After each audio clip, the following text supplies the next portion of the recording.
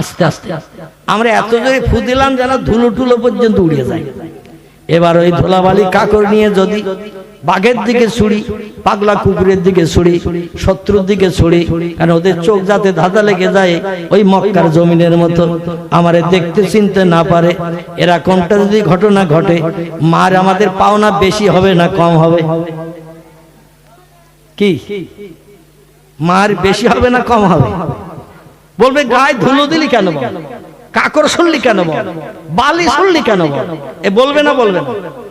বরং দুই এক কথা বলে যদি ছেড়ে দিত তাও আর দেবে না। বালি ছড়ার কারণে, পাথরের কুচি কাকড় ছড়ার কারণে দু চার ঘা আমাদের মার খরচ হবে না, হবে না। কিন্তু সেই কোরআনে সূরা ইয়াসিন এখনো আছে, কিয়ামত পর্যন্ত থাকবে। আসলে আমরা আমল করতে পারি নাই, কোরআন ব্যবহার করতে পারি নাই, 24 ঘন্টা কোরআনের দিকে একটু নজরও করি না, কোরআনের পৃষ্ঠা একটু আলগা করে তাকাইও না।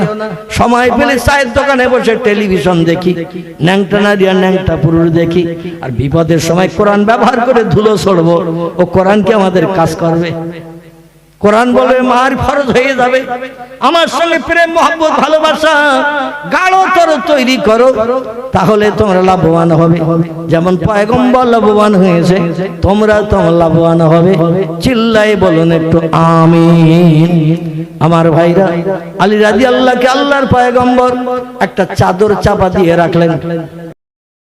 আমার ভাইরা, পয়গম্বর মুহাম্মদ রাসূলুল্লাহ সাল্লাল্লাহু আলাইহি ওয়াসাল্লাম চাদর মুড়ি দিয়ে দিলেন আলীকে। বাচ্চা ছেলে আলী চাদর মুড়ি দিয়ে শুয়ে রয়েছে। সকাল হয়ে গেছে, রসুল আর বার হয় না। কখন যে পয়গম্বর বেরিয়ে গেছে তা ওরা খোঁজ রাখে না। ওরা বললো, মোহাম্মদ কিরকম আজকে আর ঘরের দরজা খোলে না? তো দরজা যখন খোলে না, আমরা সবাই মিলে দরজা ভাঙি।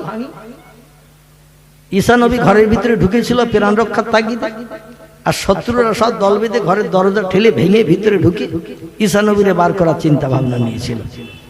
তারা উপর দিয়ে ঘরের ভিতরে ঢুকে দরজা খুলে দিয়ে পয়গম্বরকে বার করে প্রাণ নাশ করবে চিন্তা ভাবনা নিয়েছিল। কোরআনে তাফসীরের ভিতরে এসেছে, আল্লাহ পাক সেই সময় জিবরিল আমিনের ডানায় ঈসা নবীরে ঘরের ভিতরে বসিয়ে আসমানে উঠিয়ে নিয়ে দ্বিতীয় আসমানে রেখেছেন। জোরে বলুন সুবহানাল্লাহ। আর ওদের দলের যে লোকটা ঘরে ঢুকেছিল দরজা খুলে দেওয়ার জন্য, হাত খুলে দেওয়ার জন্য, আল্লাহ শুধু বললেন কোন, সঙ্গে সঙ্গে লোকটা ঈসা নবীর মতো চেহারা হয়ে গেল। আল্লাহ শুধু বললেন কোন, এ বান্দা তুমি ঘরের দরজা খুলতে উপর থেকে চাল খুলে ঢুকেছো, চাল ফাঁকা করে ভিতরে যে হাত খুলে দিয়ে দিয়ে আমার পয়গম্বরের পাকড়াও করে তোমার দলের লোক মারবে, ইতিহাসে তোমার রেকর্ড বুকে নাম লেখা হবে, তোমার ব্যবস্থা করে দিচ্ছি। আল্লাহ শুধু বললেন কোন, সঙ্গে সঙ্গে লোকটা ঈসা নবীর মতো চেহারা হয়ে গেল। জোরে বলুন সুবহানাল্লাহ।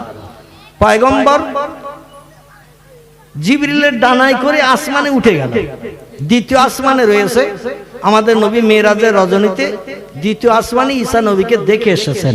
জোরে বলুন সুবহানাল্লাহ। এবার ওরা ঘরের ভিতরে খোঁজ করছে, খুঁজি খুঁজি ঈসারে তো আর পায় না।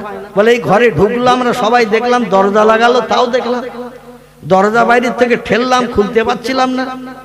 একজন যুবক এসে যুক্তি দিল, তাই উপরে চাল ফাঁকা করে ঢুকিয়ে এই লোকটার একটা লোকের ঢুকিয়ে দিলাম, দিয়ে দরজার হাত খুলে দিল, আমরা ভিতরে ঢুকি ঈসারে পাই না। বলে খোঁজ ভালো করে খোঁজ, খুঁজতে খুঁজতে ওদের দলের লোকটারে ধরে ফেলেছে। ওদের দলের লোকটারে ধরে বলছে এই তো সেই ঈসা। ও বলছে আল্লাহি লা শাক্কা ফি, আমি ঈসা, আমি তোদের দলের লোক। বলে তুমি আমাদের দলের লোক, তো ঈসা কই দেখাও। তুমি যদি আমাদের দলের লোক হও তো ঈসা কই দেখাও। ও বলছে ঈসা তো ঘরে ছিল। বলে ঘরে ছিল, তুমি এখন বাসার তাগিদে বলছো তুমি আমাদের দলের লোক, তুমি আসলে ঈসা। সবাই মিলে ওরে ধরে নিয়ে গাছের গায়ে ক্রুশ চিহ্ন, দেখবেন ওই গলায় করে যে হার ঝুলিয়ে রাখে না, যুক্ত চিহ্ন মার্কা, ওই গাছের গায়ে ওইভাবে হাত লম্বা করে দিয়ে বডি আর মাথা ঝুলিয়ে দিয়ে তীর মেরে মেরে প্রাণ নাশ করে দিয়েছিল। ওদের দলের লোক মারা গেল, ঈসা নবী আসমানে উঠে গেল। জোরে বলে